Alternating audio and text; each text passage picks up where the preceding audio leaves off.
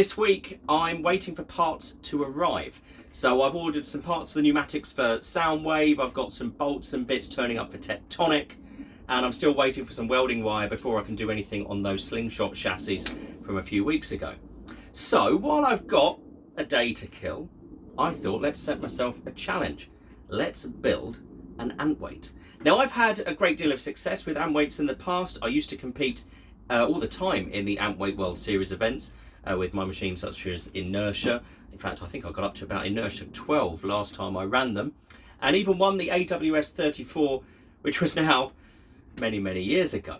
So what I'm going to do is revisit an Antweight, see if I can build one, because a few of my students have been making them, and I thought it's only fair that I challenge them. So let's have a look at what parts I've managed to find, and then let's take it from there. So after a little hunt around, this is what I've found. So I've got a pair of Bristol Bot Builders N20 gear motors with built-in ESC on the back of them. Now these are actually an old spec version of these. There is an updated one, but it does make for a really nice compact drive system. To pair with those, I've got a pair of their little 31mm diameter wheels. So it's a little plastic hub with a rubber tread. Not the most grip in the world, but it should be fine just to get something rolling. Then got a little 4-channel receiver. We've then got a servo here. Now this is the one from Bristol again, and it's the one that should be capable of taking a fully charged 2-cell LiPo. And I've got one of those there. It's a little Turnigy Nanotech 180 milliamp hour 2-cell LiPo, and that should be plenty to get all of this powered. So now what I'm going to do is have a little go in CAD and hopefully chuck something on the 3D printer and see if we can get something built pretty quickly. Okay, so after a couple of hours of 3D printing, this is what I've knocked together. Now it is a modified version of one of my old Shockbots Antweight kits. So the main body I've just printed in PLA Plus, and it's got a little flipper on it.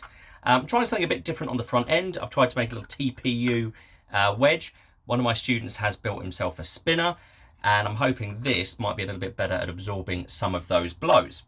So now what I'm going to do is start getting some components fitted inside. Should be minimal wiring as well. I think I am going to solder a battery connector onto the receiver just to make it a little easier to plug that LiPo in and out.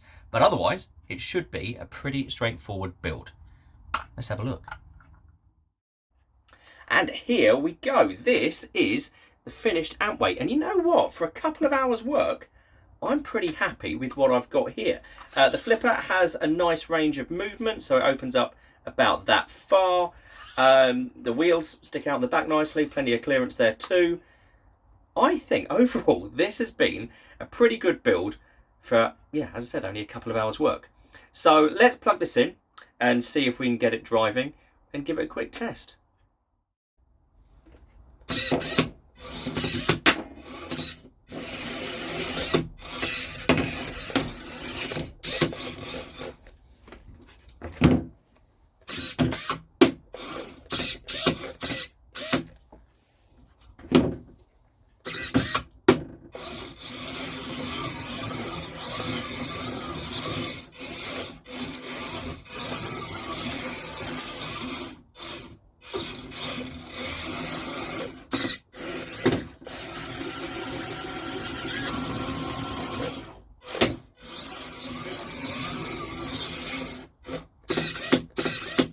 Well, there we go. I think that was a really successful test. It drove quite nicely, can flip, self-right.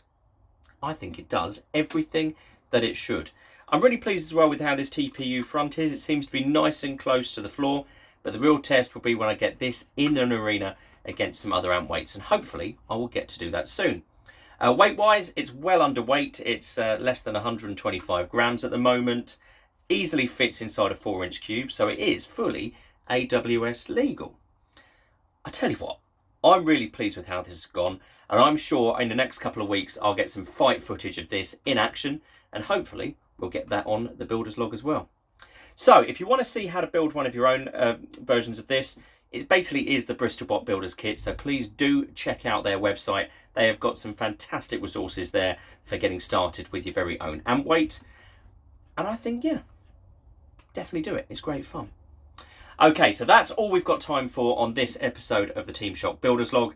Don't forget to like this video and subscribe so you never miss an episode.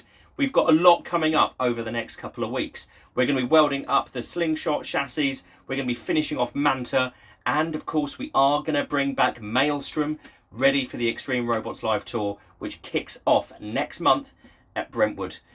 We've got a lot to do, so don't forget to check this out next week on the Team Shock Builders Log when we'll have more. Thanks for watching. See you then.